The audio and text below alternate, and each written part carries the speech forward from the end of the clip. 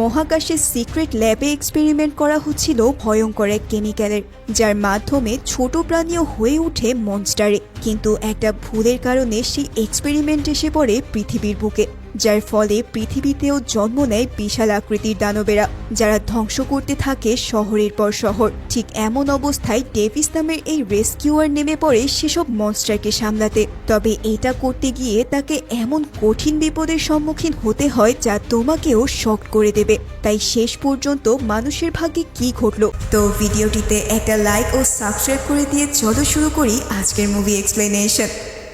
মুভির শুরুতে আমরা পৃথিবীর অনেক উপরে থাকা একটা স্পেস স্টেশনের দৃশ্য দেখতে পাই। পুরো স্পেস স্টেশনকে দেখে মনে হচ্ছিল যে এখানে কিছুক্ষণ আগেই একটা ধ্বংসযজ্ঞ ঘটে গেছে। তারপর সেখানে একটা মেয়েকে খুবই ভীত অবস্থায় স্পেস স্টেশন থেকে বের হওয়ার চেষ্টা করতে দেখা যায়। অ্যাটকিন্স নামের এই মেয়েটা এই স্টেশনেরই একজন ক্রু মেম্বার।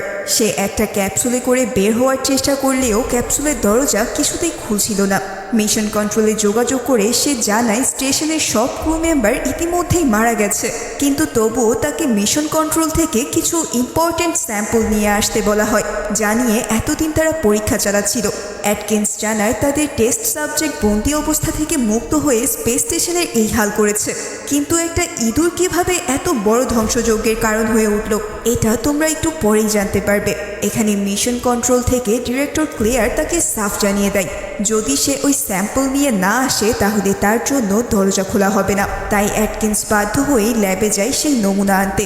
তবে 3টা ক্যানস্টার ব্রিফকেসে ভরে নেওয়ার পরই তার সামনে আসে সেই দানব যে তাদের এই হাল করেছে। এই দানব দেখতে একটা ইঁদুরের মতোই, কিন্তু তার সাইজ বিশাল এবং চোখে মুখে প্রচণ্ড হিংস্রভাব, যে তারা এখানে এই ইঁদুরের উপরেই কিছু পরীক্ষা করেছিল। কিন্তু কোনো কারণে হিতের বিপরীত কাণ্ড ঘটে যায়। ইঁদুরটা এবার অ্যাটকিন্সকে তাড়া করলে সে আবারও মিশন কন্ট্রোলকে ক্যাপসুলের দরজা খুলতে বলে। এবার তার জন্য দরজা খোলা হলে সে কোনোভাবে ক্যাপসুলের ভেতরে ঢুকে দরজা বন্ধ করে দেয়। অন্যদিকে ইঁদুররূপী সেই দানব ক্যাপসুলের কাচের জানালায় বারবার আঘাত করতে থাকে। তবে অ্যাটকিন্স কোনোভাবে ক্যাপসুলটিকে চালু করতে সক্ষম হয়। তারপর সে পৃথিবীর দিকে রওনা দেয় ঠিকই, কিন্তু ইঁদুররূপী দানবের আঘাতে ক্যাপসুলের জানালায় কিছু স্ক্র্যাচ দেখা দেয়, আর প্রচণ্ড বাতাসের ঘর্ষণের কারণে সেই জানালাটি ভেঙে যায়। অতঃপর তীব্র এয়ার প্রেশারের কারণে ক্যাপসুলের ভেতরে আগুন ধরে যায় এবং অ্যাটকিন্সেরও সেখানেই মৃত্যু ঘটে। কিন্তু তার হাতে থাকা সেই ব্রিফকেসটা তখনও অক্ষত ছিল এবং সেটা সোজাসুজি পৃথিবীতে গিয়ে পড়তে থাকে। পরের সিনে আমরা একদল বায়োলজিস্ট টিমকে একটা সাফারি পার্কের ভেতর দেখতে পাই, যা ছিল গরিলাদের একটা নিরাপদ আশ্রয়। এখানে বায়োলজিস্ট ডেভিসের চরিত্রে আমরা ডোয়েন জনসনকে দেখতে পাই, যে কিনা তার টিম নিয়ে এখানে গরিলাদের দেখাশোনা করে। সাফারির মধ্যে দিয়ে হাঁটার সময় পাভো নামের একটা গরিলাকে তারা নিজের শক্তি জারি করতে দেখে। ডেভিস তখন সামনে এগিয়ে গিয়ে তার সাথে সাংকেতিক ভাষায় কিছু কথাবার্তা বলে। নিজের অনেক বছরের এক্সপেরিয়েন্স কাজে লাগিয়ে সে যে কোনো প্রাণীকেই এভাবে কন্ট্রোল করতে পারত। কিছুদিন ধরে পাভোকেও সে সাংকেতিক ভাষায় কমিউনিকেট করার ট্রেনিং দিচ্ছে। তবে হঠাৎ দূর থেকে গর্জন শুনতে পেয়ে সবাই বিশাল আকৃতির এক সাদা গরিলাকে এগিয়ে আসতে দেখে। তাকে দেখে পাভো কিছুটা উত্তেজিত হয়ে পড়ে। তখন ডেভিস তার টিমের সবাইকে বলে দেয় তারা যেন এক চুলো না নড়ে। কিন্তু এই টিমের অপেক্ষাকৃত তরুণ সদস্য কনর ভয় পেয়ে দৌড় দিতে গেলে পাভো তাকে তাড়া করে বসে। দৌড়াতে গিয়ে সে মাটিতে পড়ে গেলে পাভো এসে তার উপর হামলা করতেই যাচ্ছিল। তবে শেষ মুহূর্তে তাকে এক ঘুষিতে সরিয়ে দিয়ে কনরকে বাঁচিয়ে নেয় সেই বিশাল গরিলা, যার নাম জর্জ। এবার আমরা দেখতে পাই জর্জও আসলে ডেভিসের কথাগুলো বুঝতে পারে। ডেভিস তাকে সাংকেতিক ভাষায় বুঝিয়ে দেয় যে সে যেন পাভোর সাথে ভালো আচরণ করে, কারণ নিজের পুরো পরিবার শিকারীদের হাতে মারা পড়ার কারণে পাভো এখন তার পরিবারেরই সদস্য। এরপর ডেভিস তার সাথে বন্ধুর মতোই ফিস্ট বাম্প করতে যায়, কিন্তু জবাবে জর্জ তাকে মিডল ফিঙ্গার দেখিয়ে দেয়, আর সেটা দেখে টিমের সবাই হাসতে থাকে। আসলে ডেভিস নিজেই জর্জকে এই সাইনটা শিখিয়েছিল। এভাবে প্রতিদিনের মতো প্রাণীদের দেখাশোনা শেষে ডেভিস সন্ধ্যায় তার বাড়ির দিকে রওনা দেয়। সে যখন ফিরে যাচ্ছিল ঠিক এই সময়টাতেই অ্যাটকিন্সের সেই স্পেস ক্যাপসুলের বিভিন্ন অংশ পৃথিবীতে এসে আছড়ে পড়ে। তবে ব্রিফকেস খুলে গিয়ে তার ভেতর থেকে 3টা গ্যাস ক্যানস্টার বের হয়ে গিয়েছিল, যার একটা এসে পড়ে ডেভিসের সেই সাফারিতে, আরেকটা পড়ে একটা নদীতে এবং তৃতীয়টা আফ্রিকার একটা বনের ভেতরে পড়ে। এই 3 জায়গায় জায়গাতেই কিন্তু তিনটা প্রাণী এই ক্যানিস্টারগুলোর সংস্পর্শে আসে। সর্বপ্রথমে সাফারি পার্কের ভেতর জর্জ ক্যানিস্টারটাকে তুলতে গিয়ে টান দিতেই ভেতর থেকে কিছু গ্যাস বেরিয়ে এসে তার চোখে মুখে ছড়িয়ে পড়ে, আর জর্জও কেমন যেন হিংস্র ভঙ্গিতে তীব্র গর্জন করে ওঠে। অন্যদিকে বাকি দুটো ক্যানিস্টারও নদীর মধ্যে থাকা একটা কুমির এবং বনের মধ্যে থাকা এক নেকড়ের সংস্পর্শে আসে। পরের দিন সকালে ডেভিস তার অ্যাসিস্ট্যান্ট নেলসনের ফোন পেয়ে তাড়াহুড়া করে সাফারি পার্কে আসে। নেলসন তাকে জানায় যে জর্জ কেমন যেন হিংস্র হয়ে উঠেছে, এমনকি গরিলাদের সাথে থাকার বদলে জর্জ গ্রিজলি ভাল্লুকদের ডেরায় গিয়ে বসেছিল। এক মুহূর্ত দেরি না করে ডেভিস ভাল্লুকদের ডেরায় ঢোকে, তবে সে দেখতে পায় যে বিশাল এক গ্রিজলি ভাল্লুক জর্জের আক্রমণে মরে পড়ে আছে। এরপর কিছু দূর হেঁটে তারা গুহার মতো একটা জায়গায় জর্জকে লুকিয়ে থাকতে দেখে। ডেভিস তার কাছে গিয়ে তাকে সাংকেতিক ভাষায় জিজ্ঞেস করে যে এই ভাল্লুকটিকে সেই মেরেছে কিনা। তবে তখনই ডেভিস খেয়াল করে আশ্চর্যজনকভাবে জর্জের আকার এক রাতেই আগের থেকে অনেক বেশি বেড়ে গেছে। জর্জ তখন তাকে সাংকেতিক ভাষায় সরি বলে। তার আচরণেই বোঝা যাচ্ছিল যে সে পুরোপুরি মানসিক স্থিতিতে নেই, তাই ডেভিস তাকে আর বেশি বিরক্ত করে না। তার কাছে হঠাৎ কনরের ফোন আসায় সে সাফারির বাইরের দিকে আসে। এখানেই তারা সেই ক্যানিস্টারটা খুঁজে পায় যেটা গত রাতে এখানে আছড়ে পড়েছিল। এদিকে এই মিশনটা ছিল এনার্জিন নামক এক জেনেটিক ইঞ্জিনিয়ারিং কোম্পানির আন্ডারে একটা সিক্রেট মিশন। মূলত তারাই মানুষের চোখের আড়ালে স্পেস স্টেশনের ভিতরে এমন একটা প্যাথোজেন বানায় যার সংস্পর্শে এলে যে কোনো প্রাণীর আকার, শক্তি, সামর্থ্য বহুগুণে বেড়ে যাবে এবং তারা হয়ে উঠবে হিংস্র। ঠিক এই কারণেই ছোট ইঁদুরটি এত বড় দানবে পরিণত হয়েছিল। আর এই প্যাথোজেন জর্জের সংস্পর্শে আসায় সে নিজেও হিংস্র হয়ে উঠতে থাকে এবং তার সাইজও হয়ে ওঠে আগের তুলনায় বহুগুণ বিশাল। কিন্তু এদিকে স্পেস স্টেশন ধ্বংস হয়ে যাওয়ার পর কোম্পানির সহকারী সিইও ব্রেড একদমই খুশি ছিল না, কারণ তাদের $1 বিলিয়ন প্রজেক্ট একেবারে মাঠে মারা গেছে। কিন্তু তার বোন ক্লেয়ারকে বেশ খুশি দেখায়, কারণ সে এখন নিশ্চিত যে তাদের বানানো প্যাথোজেন পারফেক্টভাবেই কাজ করেছে। তাছাড়া পৃথিবীতে আছড়ে পড়া 3টা ক্যানিস্টারকে উদ্ধার করার জন্য সে একদল প্রাইভেট মার্সেনারিদের ভাড়া করে, যাদের লিডার ছিল বার্টস নামের এক দুর্ধর্ষ সোলজার। প্রথমে তারা বনের ভেতর থেকে সেই নেকড়েকে খুঁজতে যায়, কিন্তু তার বদলে তারা অনেকগুলো নেকড়েকে মৃত অবস্থায় দেখতে পায়, অর্থাৎ সেই নেকড়েটা তার দলের বাকি সব সদস্যকে হত্যা করেছে। তখন ক্লেয়ার বার্টসকে বলে দেয় যে সে যে কোনো মূল্যে ওই নেকড়েটাকে জীবিত কিংবা মৃত অবস্থায় চায়।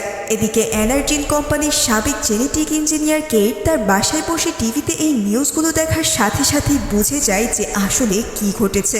তাই আর দেরি না করে সে ডেভিসের সাফারির উদ্দেশ্যে রওনা হয়। এদিকে ডেভিস আর নেলসন জর্জের টেস্ট রেজাল্ট হাতে পাওয়ার পর নিজের চোখেই যেন বিশ্বাস করতে পারছিল না। তার শরীরে অস্বাভাবিক হারে গ্রোথ হরমোন বৃদ্ধি পাওয়ায় তাকে খাঁচায় বন্দি করে রাখা ছাড়া আর কোনো উপায় ছিল না তাদের হাতে। ডেভিস যে কোনো মূল্যেই জর্জকে প্রোটেক্ট করতে চায়, তাই সে নেলসনকে এই টেস্ট রেজাল্টগুলো পাবলিশ করতে নিষেধ করে দেয়। ঠিক এই সময় তাদের সামনে এসে হাজির হয় কেট। সে ডেভিসকে জানায় যে একসময় সে এনার্জিন কোম্পানির জেনেটিক প্রোগ্রামের হেড ছিল। জর্জের শরীরে প্যাথোজেনের কারণে যে জিনগত পরিবর্তন দেখা গেছে সেটা তারই ডিজাইন করা। এখন জর্জ কিন্তু এক রাতেই 9 ফুটের বিশাল এক দৈত্যতে পরিণত হয়েছে। এমনকি সে পৃথিবীর অন্যতম দুর্ধর্ষ শিকারী গ্রিজলি ভাল্লুককেও অনায়াসে মেরে ফেলেছিল। এর কারণ হলো সেই প্যাথোজেন, যার মধ্যে পৃথিবীর বড় বড় সব প্রাণীর জিন এডিট করা আছে। আর কেট জানে যে একমাত্র সে ছাড়া জর্জকে আর কেউ সুস্থ করতে পারবে না। সব শুনে ডেভিস তাকে জর্জের খাঁচার সামনে নিয়ে আসে, কিন্তু জর্জ হঠাৎ সেই খাঁচায় ঘুষি মারতে মারতে খাঁচাটাকে ভেঙে ফেলে।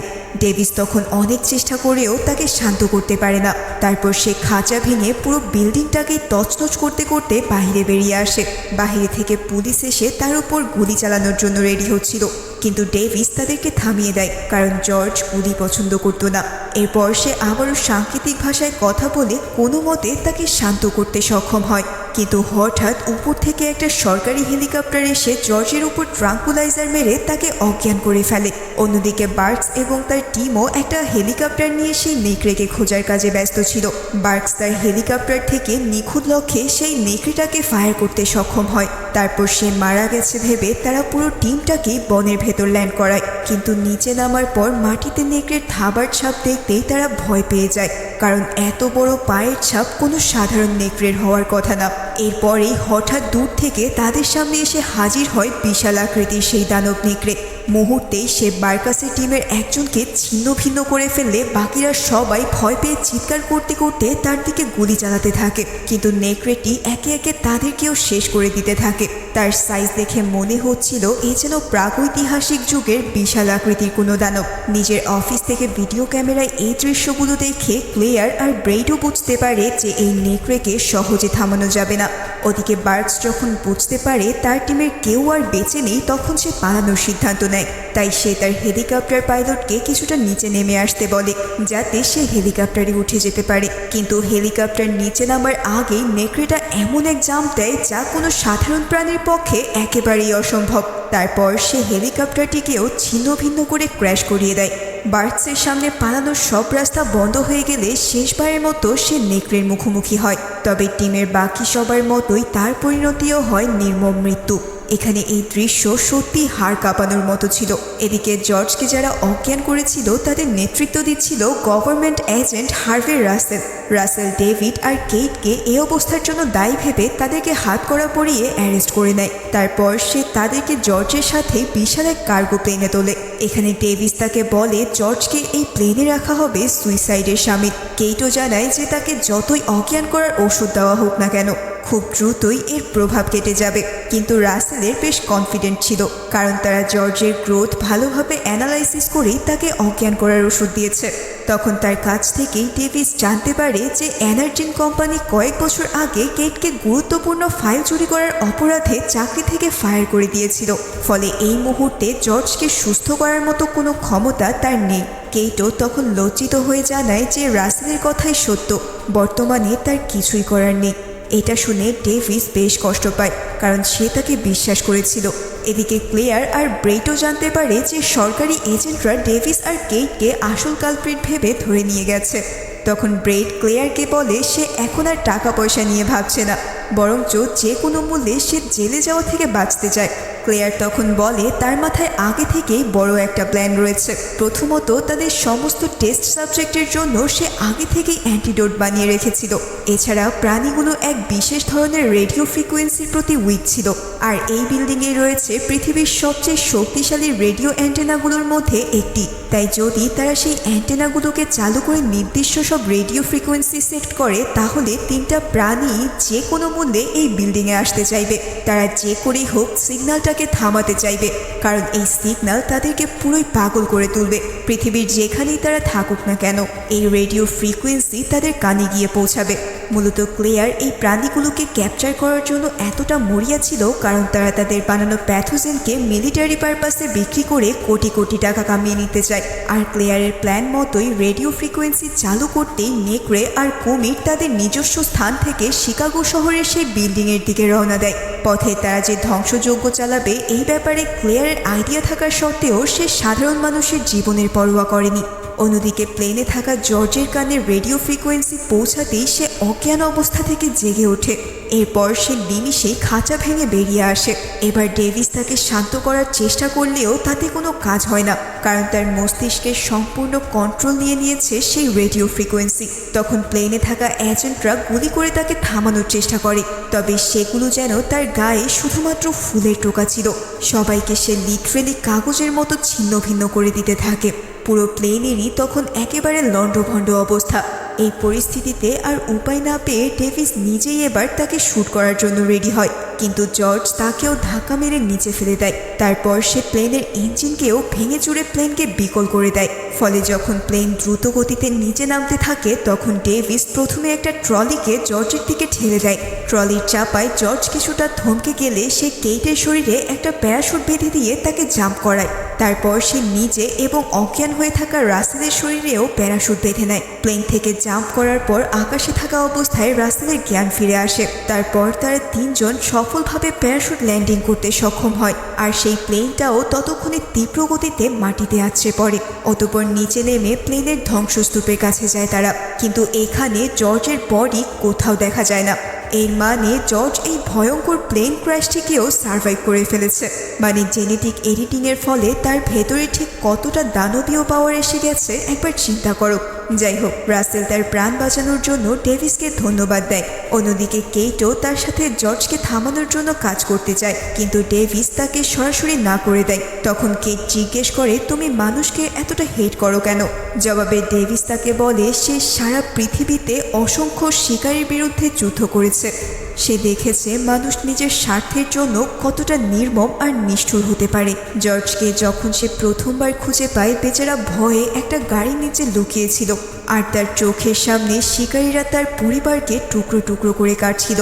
তার টিম যদি সেদিন সেখানে না পৌঁছাতো, তাহলে জর্জও কখনোই বাঁচতে পারত না, কারণ অ্যালবাইনো গরিলা ব্ল্যাক মার্কেটে অনেক দামে বিক্রি হয়। এসব শুনে কেইট তাকে বলে তারপরেও তার এভাবে সব মানুষকেই খারাপ বলা উচিত নয়, কারণ জর্জ যদি আজ তার মতোই থিঙ্কিং করত, তাহলে সে নিজেই মানুষকে সবচেয়ে বেশি ঘৃণা করত। কিন্তু সে তা করেনি। মানুষেরাই তার সর্বোচ্চ শেষ করে দেওয়ার পরেও সে তোমাকে ভরসা করেছে। এরপর সে তার নিজের স্টোরিও বলে। সে যখন জেনেটিক্স ইঞ্জিনিয়ারিং নিয়ে তার ভার্সিটি শেষ করে, তখনই সে জানতে পারে তার ভাই বেশ অসুস্থ আর তার বাঁচার সম্ভাবনা খুবই কম।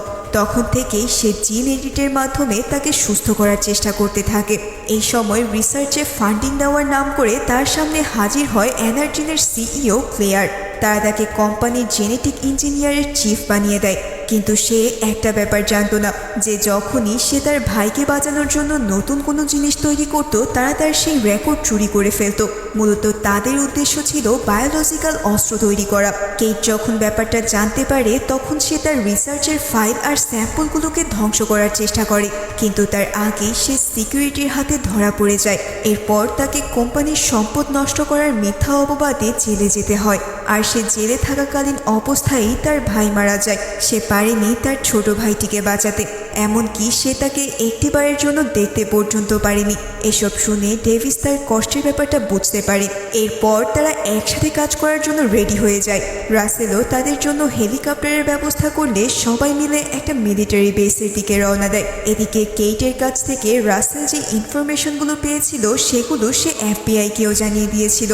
আর সেই সূত্র ধরে এফবিআই এনার্জিনের ল্যাবগুলো সার্চ করতে চাইলে ব্রেইড ভীষণ ঘাবড়ে যায়। কিন্তু ক্লেয়ার তাদেরকে সব খুঁটিনাটি চেক করতে দেয়, কারণ তাদের কাছে কোনো স্যাম্পল নেই। তাছাড়া ক্লেয়ার খুবই চালাকির সাথে কেইটের ঘাড়ে সব দোষ চাপিয়ে দেয়। এদিকে মিলিটারি বেসে পৌঁছানোর পর রাসেল, ডেভিস আর কেইটকে নিয়ে মিলিটারি অপারেশনের দায়িত্বে থাকা কর্নেল ব্ল্যাকের সাথে দেখা করিয়ে দেয়। ব্ল্যাক তাদেরকে দেখে প্রথমে কোনো কথাই বলতে চায় না। তখন রাসেল তাকে বলে এই মুহূর্তে গরিলাটির ব্যাপারে পৃথিবীর অন্য যে কোনো মানুষের চাইতে এই দুজন বেশি জানে। তাই ব্ল্যাক তখন তাদের একটা সিসিটিভি ফুটেজ দেখায়। তাতে দেখা যায় যে জর্জ আর সেই বিশাল আকৃতির দানব নেকড়েটা একই সাথে শিকাগো শহরের দিকে আসছে। এই ফুটেজ দেখে ডেভিস চমকে ওঠে, কারণ নর্মালি এই দুই প্রাণী একে অপরের ছায়াও দেখতে পারে না, আর তারা কিনা একসাথে একটা গোটা জনবহুল শহরের দিকে আগাচ্ছে। এই দৃশ্য দেখা মাত্রই কেইট বুঝে যায় যে কেন এরা একসাথে শহরের দিকে যাচ্ছে। সে জানায় যখন এনার্জিনের জন্য সে রিসার্চ করত, তখন ক্লেয়ার প্রাণীদের সাথে রেডিও ফ্রিকোয়েন্সির মাধ্যমে যোগাযোগের পদ্ধতি আবিষ্কার করার জন্য অনেক চেষ্টা করেছিল। হয়তো তারা সেই চেষ্টায় সফলও হয়েছে। এই প্রাণীগুলোকে নির্ঘাত কোনো রেডিও ফ্রিকোয়েন্সির সাহায্যে এনার্জিনের অফিসের দিকে ডাকা হচ্ছে, আর তারা যে কোনো মূল্যেই সেখানে হাজির হতে চাইবে। তাই শিকাগো শহরকে এই মুহূর্তে পুরোপুরি খালি করে ফেলা দরকার। কিন্তু এসব কিছু বলার পরেও কর্নেল ব্ল্যাক তাদের কোনো কথাতেই বিশ্বাস করে না। উল্টো সে জানায় এফবিআই তাদেরকে জিজ্ঞাসাবাদ করার জন্য ডেকেছে। গরিলা এবং নেকড়েকে হ্যান্ডেল করার জন্য সে শহরের পুরো মিলিটারি ফোর্সকে রেডি করে রেখেছে। এদিকে দুজন মিলিটারি অফিসার যখন ডেভিস আর কেইটকে নিয়ে যাচ্ছিল, তখন ডেভিস তাদেরকে ছেড়ে দেওয়ার অনুরোধ জানায়। সে এও বলে যে যদি তারা তাকে ছেড়ে না দেয়, তাহলে তাকে অনর্থক একটা ফাইট করতে হবে। কিন্তু সোলজাররা তার কথায় কান না দিলে সে অসাধারণ ক্যারাটে টেকনিকের সাহায্যে দুজনকেই অজ্ঞান করে ফেলে রেখে পালানোর উপায় খুঁজতে থাকে। কেইট তখন বলে যে মিলিটারিদের সাথে সবসময় একটা জরুরি মেডিকেল হেলিকপ্টার থাকে, তারা চাইলে সেই হেলিকপ্টারটিকে চুরি করে শিকাগোর উদ্দেশ্যে রওনা হতে পারে। ঠিক তার কথা মতোই কিছু দূরে এমন একটা হেলিকপ্টার রাখা ছিল। নজর এড়িয়ে ডেভিস আর কেইট সেই হেলিকপ্টারে উঠে যায়। তবে ঠিক তখনই তাদের সামনে এসে হাজির হয় রাসেল। ডেভিস তখন তাকে বোঝাতে থাকে যে এই প্রাণীগুলোকে পুরো ইউএস মিলিটারি ফোর্স মিলেও থামাতে পারবে না। তাদেরকে থামানোর একমাত্র উপায় হলো অ্যান্টিডোট, যা রাখা আছে এনার্জিনের অফিসে। তখন রাসেল তার কথা শুনে বাধা দেওয়ার বদলে তার হাতে হেলিকপ্টারের চাবি তুলে দেয়, কারণ একে তো ডেভিস তার জীবন বাঁচিয়েছিল, তার উপর সে বুঝতে পেরেছে যে এনার্জিনি আসলে এসবের পিছনে দায়ী। চাবি তুলে দেওয়ার পর সে ডেভিসকে কন্ট্রাক্ট রাখার জন্য একটা রেডিও দেয়। তারপর ডেভিস আর কেইট হেলিকপ্টারে উঠে সেটাকে স্টার্ট দেয়। এদিকে গরিলা জর্জ আর নেকড়ে কিন্তু ততক্ষণে শিকাগো সিটিতে পৌঁছে গেছে। শহরে প্রবেশ করতেই তারা এদিক সেদিক ভাঙচুর চালিয়ে সবকিছু লণ্ডভণ্ড করতে থাকে। এখন আর উপায় না দেখে কর্নেল ব্ল্যাক শিকাগো সিটিকে খালি করার সিদ্ধান্ত নেয়। রাসেল রেডিওতে ডেভিসকে এই ইনফরমেশন জানিয়ে দিলে সে বলে যে তারা কখনোই সময় মতো পুরো সিটিকে খালি করতে পারবে না। যে করেই হোক অ্যান্টিডোট উদ্ধার করে জর্জ আর নেকড়েকে শান্ত করতে হবে। এদিকে তারা কিন্তু ততক্ষণে পুরো শহরে এক তুলকালাম কাণ্ড বাঁধিয়ে রেখেছে। বড় বড় বিল্ডিং ভাঙা থেকে শুরু করে এদিক সেদিক গাড়ি ছুঁড়ে মারা সহ একের পর এক ধ্বংসযজ্ঞ চালাতে থাকে তারা। কর্নেল ব্ল্যাকের আদেশে মিলিটারির একটা টিম তাদেরকে অ্যাটাক করতে গিয়ে সবাই তাদের হাতে মারা পড়ে।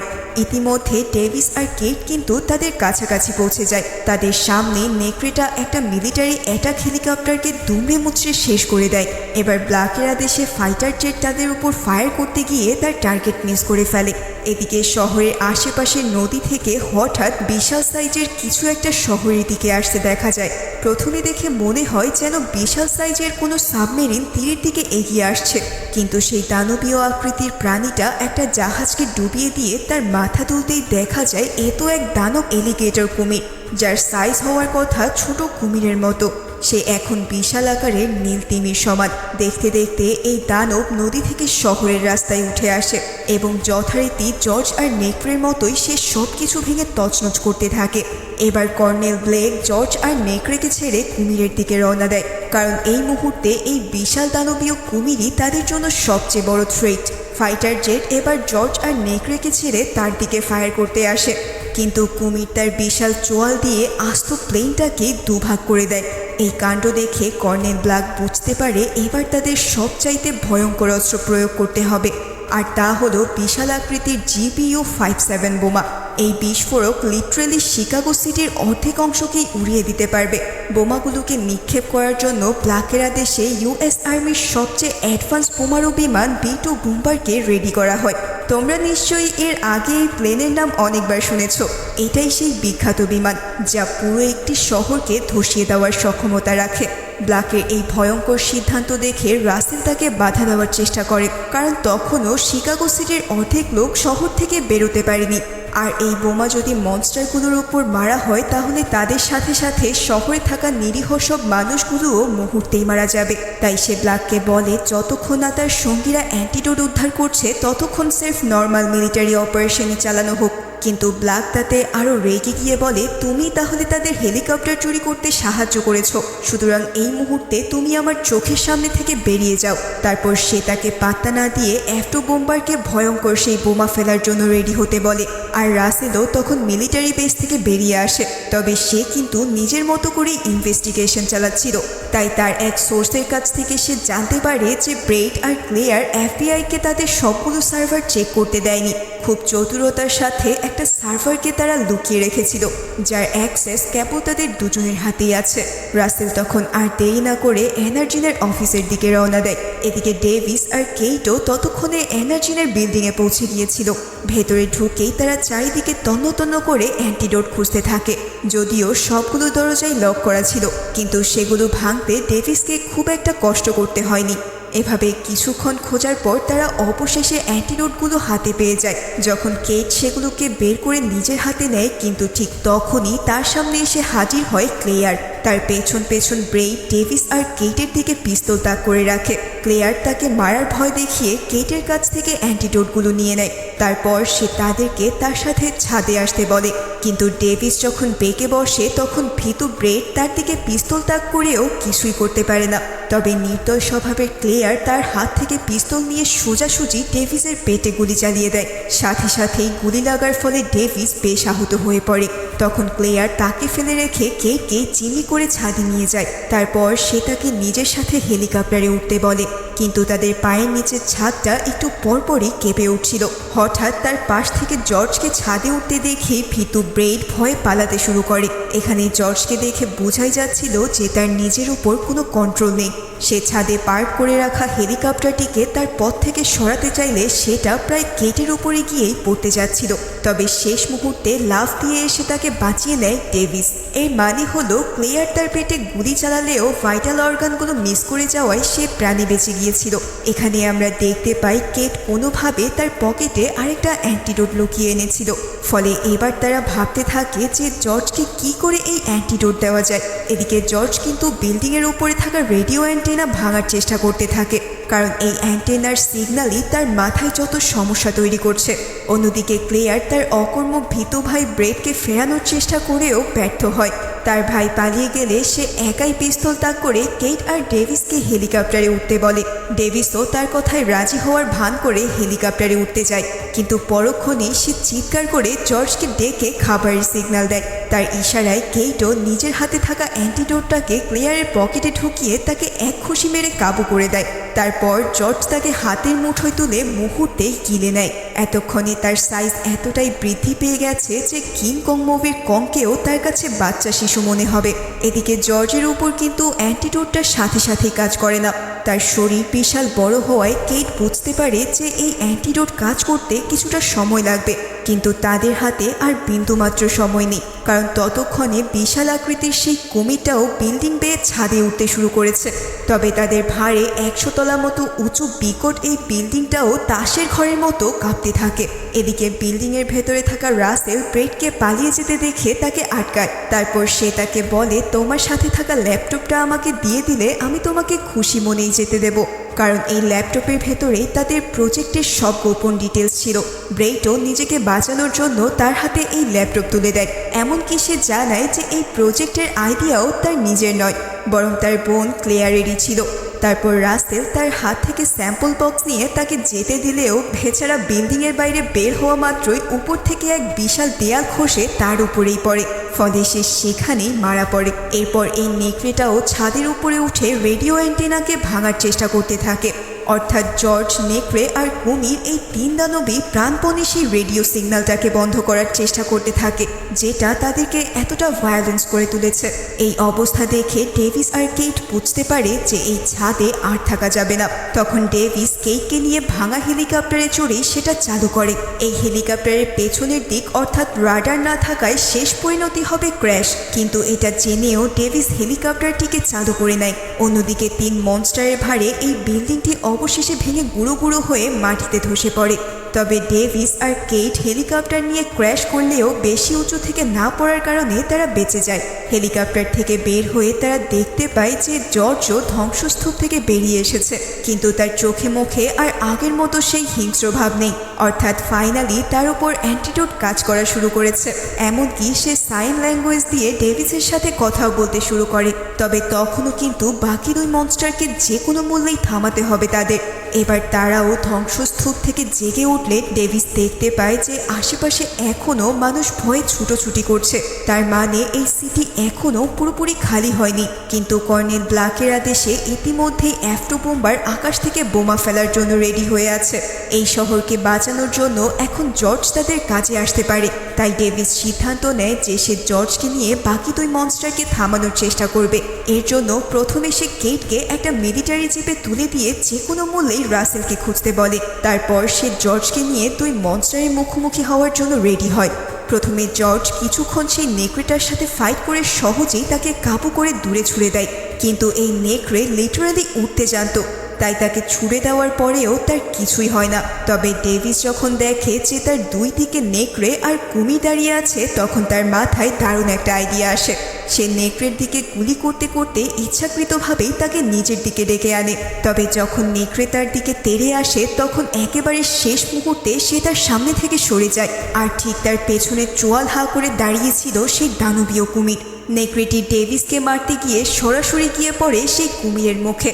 এই নেকড়ে নিজেও এক দানবীয় মনস্টার হলেও কুমিরের তুলনায় সে কিছুই ছিল না। তাই কুমির তার ঘাড়ে কামড় বসিয়ে এক নিমিষে তার ধর থেকে মাথা আলাদা করে তাকে সেখানেই খতম করে দেয়। কিন্তু এইবার এই কুমিরকে খতম করবে কে? ডেভিস অনেকক্ষণ ধরে তার দিকে গুলি চালিয়ে যায়, কিন্তু সেগুলো যেন তার গায়েই লাগে না। উল্টো সে ডেভিসকে মারার জন্য তাকে ভয়ঙ্করভাবে তাড়া করতে থাকে। একসময় ডেভিসের বন্দুকের গুলি শেষ হয়ে গেলে সে প্রাণপণে বাঁচার জন্য দৌড়ে পালাতে থাকে। তখন জর্জ এসে কুমিরের উপর ঝাঁপিয়ে পড়ে তাকে কাবু করতে চায়, কিন্তু কুমিরটা তাকেও লিটারেলি খড়কুটোর মতো উড়িয়ে দেয়। আর ডেভিসও তখন তার মুখের ভেতর আস্ত এক গ্রেনেড ছুড়ে দেয়, কিন্তু তারপরও পেটের ভিতরে তীব্র বিস্ফোরণেও যেন কিছুই হয় না এই কুমিররূপী দানবের। মানে এ যেন এক অদম্য মনস্টার, যাকে কোনোভাবেই হারানো সম্ভব না। তাকে মারার সব চেষ্টা ব্যর্থ হওয়ার পর সে আবারও ডেভিসকে মারার জন্য এগিয়ে আসে। লেজের একবারেতেই সে ডেভিসকে প্রায় শেষ করেই দিতে যাচ্ছিল, কিন্তু জর্জ এবারও তাকে আটকে দেয়। তবে সে হঠাৎ জর্জকে দূরে ছুঁড়ে মারলে বেচারা জর্জ দূরের একটা ভাঙা দেয়ালে গিয়ে আছড়ে পড়ে, আর তার বুকে গেঁথে যায় বিশাল এক লোহার রড। অন্যদিকে ডেভিস তার থেকে কিছুটা দূরে থাকা একটা ভাঙা হেলিকপ্টারে উঠে কুমিরটির উপর ফায়ার করতে থাকে। তাতেও কাজ না হলে এবার ডেভিস হেলিকপ্টার থেকে শেষ চেষ্টা হিসেবে অনেকগুলো মিসাইল ফায়ার করে দেয়, কিন্তু এই দানবীয় কুমিরের যেন তাতেও কিছু হয় না। বরঞ্চ সে এগিয়ে এসে হেলিকপ্টারকে কামড়ে ধরে দূরে আছড়ে ফেলে, কিন্তু তার আগেই জর্জ হেলিকপ্টার থেকে লাফিয়ে মাটিতে পড়েছিল। এবার তার সামনে আর পালানোর কোনো জায়গা নেই, কারণ পেছনে কেবল ইট পাথরের ধ্বংসস্তূপ। এবার ডেভিস যেন তার চোখের সামনে সাক্ষাৎ মৃত্যুকে দেখতে পাচ্ছিল। কুমির তার বিশাল চোয়াল দিয়ে তাকে তুলতেই যাবে, ঠিক এই মুহূর্তেই জর্জ এসে কুমিরের চোখে সেই রডটা গেঁথে দেয়, যেটা কিছুক্ষণ আগে তার নিজের বুকে গেঁথে গিয়েছিল। আর কাকতালীয়ভাবে এটাই হয়তো ছিল কুমিরের শরীরের সবচাইতে উইক পয়েন্ট, কারণ চোখের রড ঢুকিয়ে দেওয়ার সাথে সাথেই সে নিস্তেজ হয়ে মাটিতে পড়ে যায়। ফাইনালি জর্জের হাতে দানবীয় এই কুমিরের মৃত্যু ঘটে, কিন্তু রক্তক্ষয়ী এই ফাইটের পর জর্জ নিজেও গুরুতর আহত হয়ে পড়ে। ডেভিস তখন তার কাছে ইশারায় জানায় যে তারা দুজন মিলে পুরো শহরটাকে বাঁচিয়ে নিয়েছে। এদিকে কেট কিন্তু সেই মিলিটারি জিপটা নিয়ে রাসেলকে খুঁজে পেয়েছিল। সে তাকে যখন জানায় যে অ্যান্টিডোট কাজ করতে শুরু করেছে, তখন রাসেল একজন আর্মি সোলজারের কাছ থেকে একটা রেডিও নিয়ে নেয়। তারপর সে কর্নেল ব্ল্যাককে কন্ট্রাক্ট করে ড্রোন ক্যামেরা দিয়ে সব কিছু দেখার অনুরোধ করে। ব্ল্যাক এতক্ষণ ধরে দেখছিল যে কিভাবে জর্জ মনস্টার থেকে বদলে গিয়ে মানুষের পক্ষে লড়াই করেছে। তাই যখন কুমির মারা যায় তখন সে F2 বোম্বারকে ফেরত আসতে বলে। এভাবে পুরো একটা শহর জর্জের কারণেই ধ্বংস হওয়া থেকে রক্ষা পায়। কিন্তু গুরুতর আহত জর্জ ডেভিসের সাথে কথা বলার পরপরই তার চোখ বন্ধ করে নিস্তেজ হয়ে পড়ে। জর্জের এমন করুণ মৃত্যুতে ডেভিস খুবই কষ্ট পেতে থাকে, কারণ জর্জ ছিল তার কাছে ভাইয়ের মতো। সে তার সবটুকু দিয়ে মানুষকে রক্ষা করে গিয়েছে। তার চোখ দিয়ে অশ্রু ঝরতে থাকলে কেট এসে তাকে সান্ত্বনা দেয়, কিন্তু ডেভিস হঠাৎ খেয়াল করে যে জর্জের হাত আর তার চোখের পাতা নড়ছে। ব্যাস, মুহূর্তেই সে বুঝে যায় যে এই বেটা এতক্ষণ মরার ভান করছিল। তখনই জর্জ তার দিকে মিডল ফিঙ্গার দেখিয়ে দেয়। আসলে গরিলা হলে কি হবে, তার মধ্যেও মানুষের মতোই সেন্স অফ হিউমার আছে। তাকে দেখে মনে হচ্ছিল যে ডেভিসকে কাঁদতে দেখে সে বেশ মজাই পেয়েছে। তো ফাইনালি সব কিছু ভালোই ভালো শেষ হওয়ার পর তারা সবাই মিলে শহরবাসীকে নিরাপদ জায়গায় ফিরে যেতে হেল্প করতে থাকে। আর এভাবেই এই অসাধারণ মুভিটাও এখানেই শেষ হয়ে যায়। ভিডিওটা কেমন লাগলো জানিও, কিন্তু আজকের এই ভিডিওটি বানাতে আমার বেশ কষ্টই হয়েছে। তাই আমি পার্সোনালি খুশি হব যদি তোমরা এই ভিডিওটিতে ভালো রেসপন্স করো। তো তাহলে আজকের ভিডিওটি এই পর্যন্তই। আশা করছি তোমাদের সবার সাথে দেখা হবে নতুন কোনো ভিডিওতে। ততক্ষণ পর্যন্ত তোমরা সবাই অনেক ভালো থেকো। ধন্যবাদ সবাইকে।